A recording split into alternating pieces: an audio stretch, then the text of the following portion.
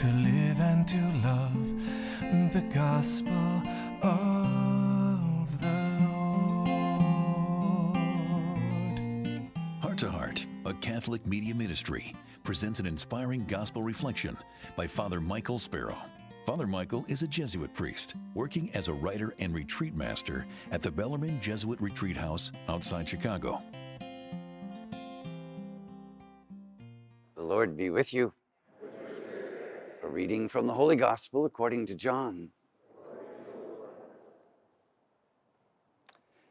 Philip found Nathanael and told him, "We have found the one about whom Moses wrote in the law and also the prophets, Jesus, son of Joseph, from Nazareth." But Nathanael said to him, "Can anything good come from Nazareth?" Philip said to him, "Come and see." Jesus saw Nathanael coming toward him and said to him, "This is a true child of Israel. There is no duplicity in him."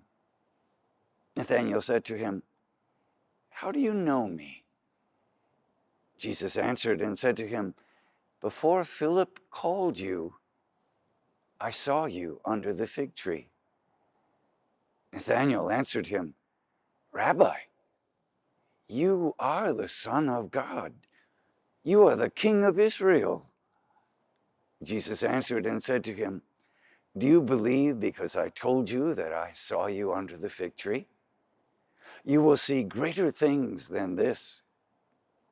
And he said to him, "Amen, amen, I say to you, you will see heaven opened and the angels of God ascending and descending on the Son of Man." The Gospel of the Lord.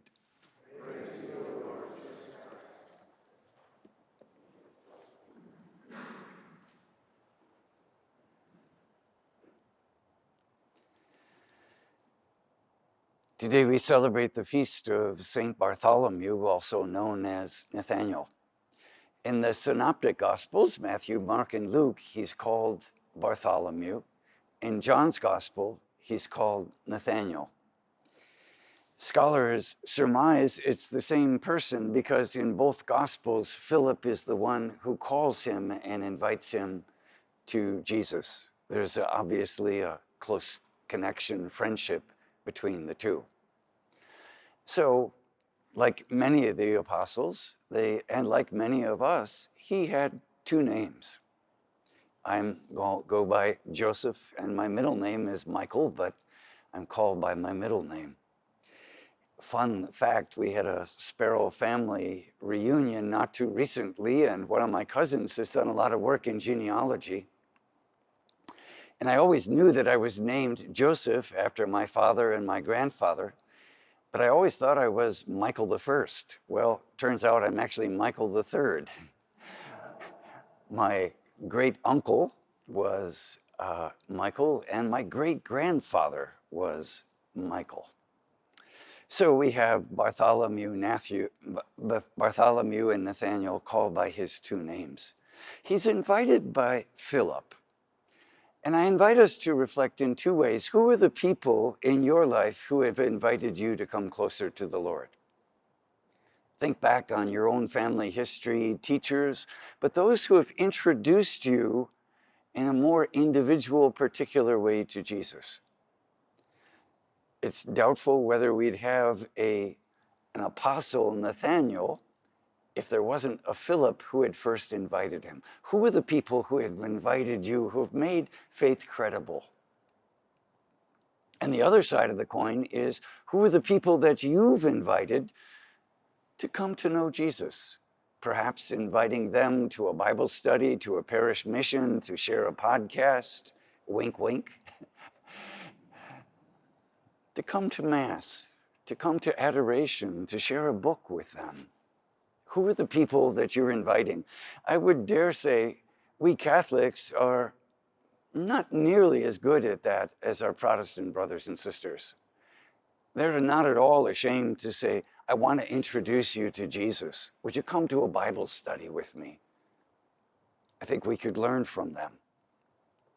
Well, Philip is excited. Obviously, he's met Jesus. He's excited about him, and he invites Nathanael to come to meet Jesus.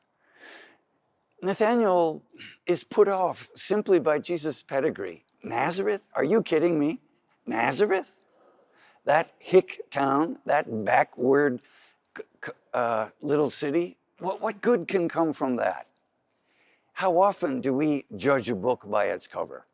Do we simply dismiss something because we don't like their politics, we don't like the section of the city they're from, we don't like their religion, we don't like their skin color? There's 1,000 reasons why we can say, sorry, I'm not interested. That's not somebody that would appeal to me.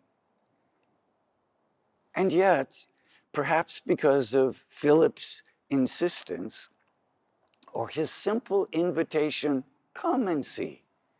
Get over your prejudice, get over your biases, give them a chance. Come and see. Philip meets Jesus, but before he even meets Jesus, Nathanael meets Jesus. But before Nathanael meets him, Jesus has some kind of a vision, so that when he sees him approaching, he turns to Philip and he says, here's an Israelite in whom there is no guile. In other words, he's a man of integrity. Jesus doesn't simply see him physically, he sees into his heart. He sees his goodness. It makes us wonder if there were going to be a short descriptor that Jesus would give of us, what would he say? Oh, here comes so-and-so. Oh, no. Or would he look into our hearts and see an eagerness to see an integrity, to see a purity, to see a desire to draw closer to him? How would Jesus describe us to someone else? We don't know the circumstances of Jesus' vision. We don't know the circumstances of Nathanael's life at that point, of what's going on. But simply when Jesus says, I saw you under the fig tree, obviously it cracked open something deep within Nathanael's heart. Because the response that he gives, you are the King of Israel. You are the Son of God. This is the first proclamation of a declaration of faith in Jesus in the New Testament. As I said, we don't know what was going on in Nathanael's life at that time. If you're familiar with the Chosen television series, the internet series, they have a whole series dedicated to this call of Nathanael with an elaborate backstory. It's what the Jews called midrash, or what we Ignatians call imaginative prayer. So the story writers imagine a situation where Nathanael is at his wit's end. The story that they tell is that Nathanael was an architect and he had a building that he designed collapse and he couldn't get any work. He was blackballed as a result of his failure. And so he's sitting under the fig tree and he cries out to God and he says, you gotta help me because I don't know where to turn.